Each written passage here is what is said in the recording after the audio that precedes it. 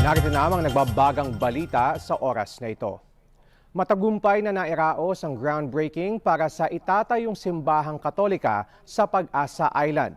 Pinangunahan ni Bishop Soc Mesiona ang groundbreaking kasama sina Palawan Council for Sustainable Development Executive Director Attorney Teodoro Mata, dating Justice Antonio Carpio at ang tagapagsalita ng Philippine Coast Guard para sa West Philippine Sea na si Rear Admiral J. Tariela.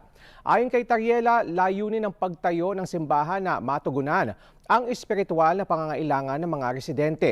Magsisilbi rin umanong lugar ng pananampalataya ang simbahan sa gitna ng tensyon sa West Philippine Sea. Dagdag niya, higit sa isang gusali, sumisimbolo ito ng pag-asa, katatagan at pagkakaisa. Patunay niya na ang Pag-asa Island ay isang komunidad na dapat ipagtanggol at pangalagaan. Patuloy ang pamamahagi ng cash assistance ng Department of Social Welfare and Development at ng Land Transportation, Franchising and Regulatory Board sa mga motorcycle taxi at delivery riders ngayong araw ng Sabado.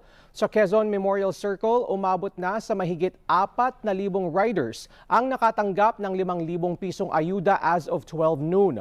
Sa kabila nito ay ilan pang hindi pa rin nakatatanggap ng cash assistance. Dismayado ang ilan sa kanila dahil hindi kasama ang kanilang pangalan sa listahan. Tiniyak naman ni DSWD Secretary Rex Gatchalian na makikipag-ugnayan sila sa mga kumpanya ng mga rider para mabigyan sila ng kumpletong listahan. At yan ang mga nagbabagang balita sa oras na ito. Ako po si Rafael Bosano at narito na mga balitang dapat abangan mamaya sa TV Patrol Weekend. Dalawa patay matapos tangayin ng ilog ang kanilang SUV sa Itogon, Benguet. Exclusive! Inang nag-abandona ng sanggol sa Taguig, arestado sa tulong ng CCTV. At SB19 pasabog ang bagong music video kasama ang tinaguriang Queen of Chinese Pop, Jolin.